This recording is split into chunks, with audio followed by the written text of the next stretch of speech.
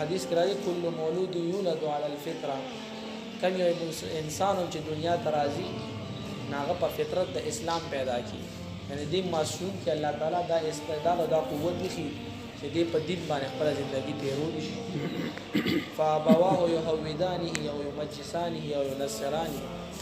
خو بیا ګنه مور پلار او ماحول ته ملو شي، دا ماحول په وجه باندې دي چې دنیا کې عیسائی شي او دغه شان يهودي شي او مجوسي شي،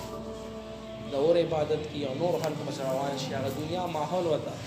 ورنه کوم انسان چې دنیا ته راځي نو د په طبيعت کې په فطرت کې دا شیشته چې د الله تعالی اسلام باندې دین باندې چلیدل آسان کړی او په دین باندې چلیدل او اسلام دا موږ تاسو باندې فرض دی الله تعالی حکم. الله تعالی قرآن کې صفا اعلان کړی او مې يبتغي غیر الاسلام دینا فلن يقبل منه، د اسلام نه علاوه چې سبحان الله تعالی اشکی فلن يقبل منه،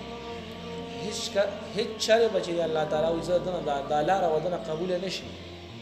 فلن يقبل منه، د اسلام او دین نه علاوه بل لار الله ته قبول نه، او هو فی الاخره من الخاسرین. کو د اسلام او دین باندې سړی ژوندۍ نه تیری دی په آخرت کې نقصان چې تول دی. دا دین یو الله تعالی په موږ تاسو باندې انعام دی، احسان دی چې موږ تاسو نه کړی. الله تعالی احسان هم دی او بل لا کار چې موږ تاسو په طبیعت کې دا شی اخر چې دا په دې باندې چلیدل موږ تاسو ته آسان. رسم او رواج باندې چلیدل دا ګران دي، لکه اوس ګوره واده او انسان کوي،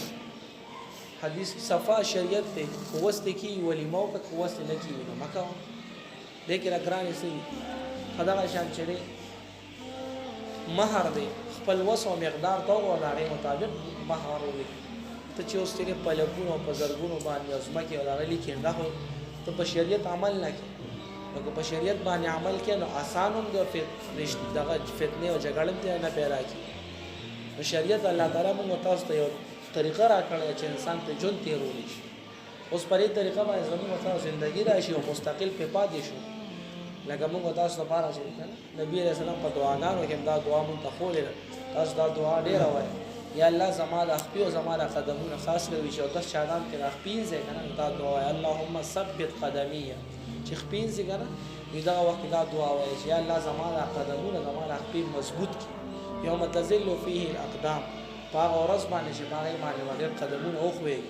مطلب چې الله تعالی موږ تاسو ته استقامت را نصیب کړي په دین باندې. نو په دین باندې چلیدل الله تعالی آسان کړی او دین چې دام د الله تعالی نام یاست. دا چې مثال علماء وي ګوره جز دی نو کو دې په هوا باندې رواني نو دې چې دې په ګنټو کې چې او په دغه کې ملکونه بدلي ولې د فطرت په هوا چلیدل او دغه جز کو ته په سړک باندې روان کو نو دې جنا په خور د چې هم په لس ګنټو کې ونه راسي. دا څه وکړه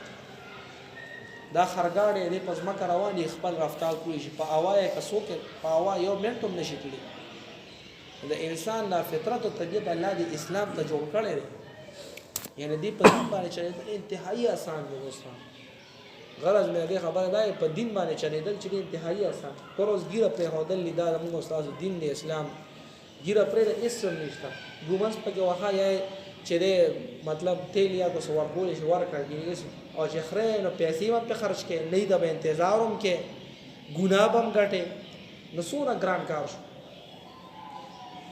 څومره ګران کار دی. نو په دین باندې او په اسلام باندې چې الله تعالی موږ تاسو ته آسان کړی دی او دا الله تعالی انعام دی احسان. او بیا په دې دین باندې مستقل پاتې کېدل چې انسان ځان سره د نیکی او د اعمال او د دین ځان سره یوسي. قران کې الله وی من جاء بالحسنه من جاء په دې مطلب دی چې څوک یو نیکی وروړي فله اشر امثالها، بیا بوله یو په لس ور دنیا کې نیکی وکړه هغه ځان